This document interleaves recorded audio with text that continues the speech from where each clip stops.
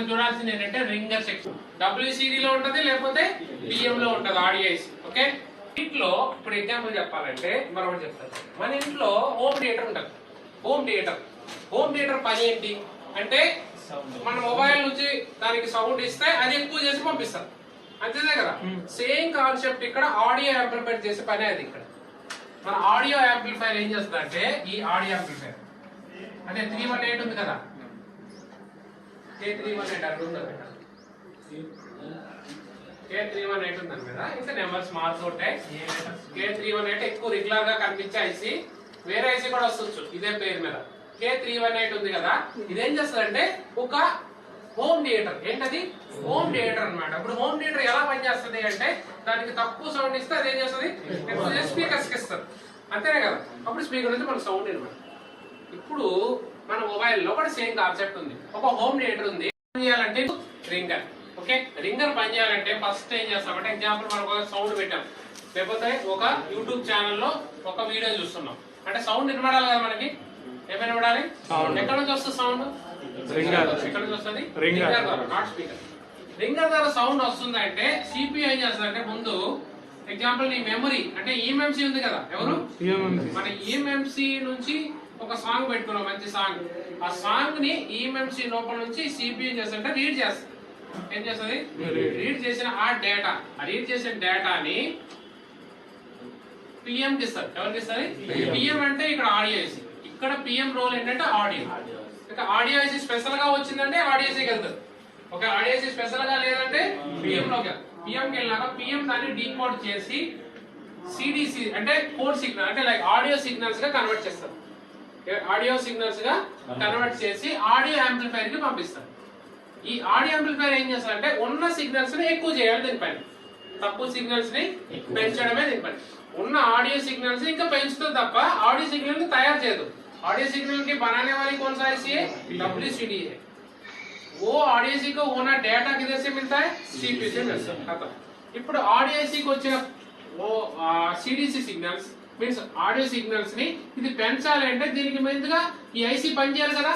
ఈ ఐసీ పని చేయడానికి కావాల్సిన పవర్ అంటే ఇందాక చెప్పాను కదా, హోమ్ థియేటర్ కి ముందు ప్లగ్ పెడుతున్నామా లేదా?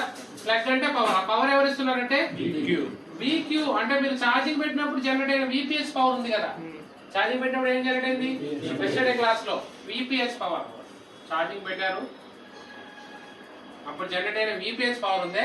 ఆ VPS పవర్ ఎంత జనరేట్ అవుతుంది? 3.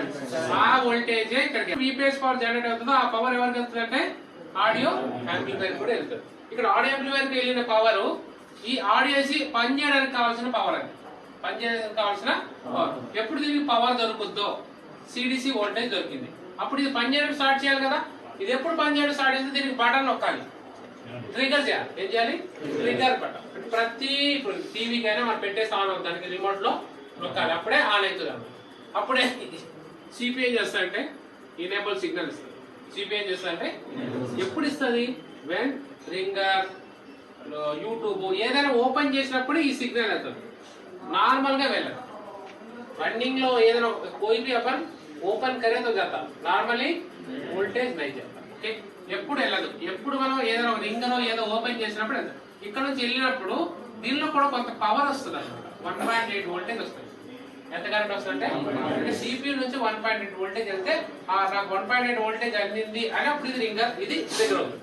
ట్రిగర్ అయినప్పుడు ఈ CDC వోల్టేజ్ ఏమవుతుందంటే ఇక్కడ ఉన్న చూడండి 2 కాయిల్స్ ఉన్నాయా, ఆ కాయిల్స్ ద్వారా మీకు ఇక్కడికి వస్తాయి. ఒకసారి ప్రాక్టికల్ గా ఇక్కడ చూడండి, దీనిలో చూసినాక దానిలో ఇది సబ్ బోర్డ్ B2B కనిపిస్తుందా? B2B లో మనకి ఎన్ని స్పీకర్స్ పిన్ వాడాడంటే 2. ఇక్కడ స్పీకర్. ఇప్పుడు దీన్ని ఇట్లా తీసిన తర్వాత దీనిలో ఎన్ని పిన్స్ వాడాడంటే 2. ఎన్ని పిన్స్ వాచ్ చేశాడు? 2 అన్నమాట. అంటే అవుట్ లో మొత్తం 4 పిన్ ఇచ్చేసినాడు. 4లో మనకి రెండిట్లో ఏదో ఒకటైనా సరిపోతుంది. ये दोनों में कौन सा भी एक, ये दोनों में कौन सा एक, ये दोनों देखो जाके किसको मिला है. तो ఒక రెండు స్పీక్ కాయిల్స్ కలిసాయా? ఇరుడే రెండు కాయిల్స్ పక్కనే రెండు సేమ్ ఉంటాయి పిన్స్ లాగా ఉన్నాయా? ఓకే, ఒకేలా మీ దగ్గర ఎంఐ మొబైల్ ఉందా? దీనిలో ఇక్కడ రెడ్ లైన్ కనబడుతుంది మీకు. ఈ రెడ్ లైన్ అనేది VPS పవర్. ఏం పవర్ అది?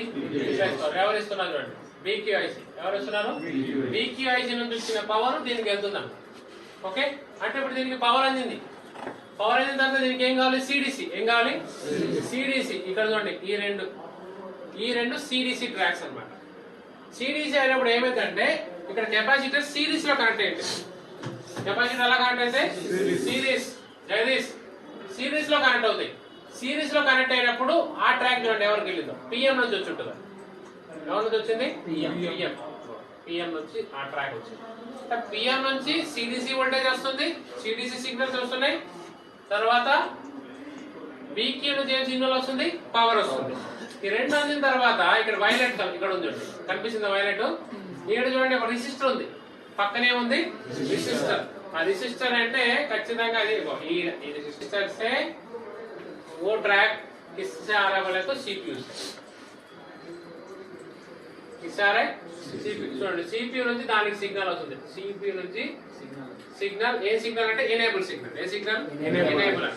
అంటే CPU నుంచి ఎనేబుల్ సిగ్నల్ వస్తుంది, సిడిసి పిఎం నుంచి ఏమొస్తుంది? సిడిసి, బీక్యూ నుంచి పవర్, మెయిన్ పవర్. ఈ మూడు ఒకేసారి వచ్చిన తర్వాతనే నీకు ఇక్కడ ఏమొస్తుంది అంటే అవుట్ వస్తుంది.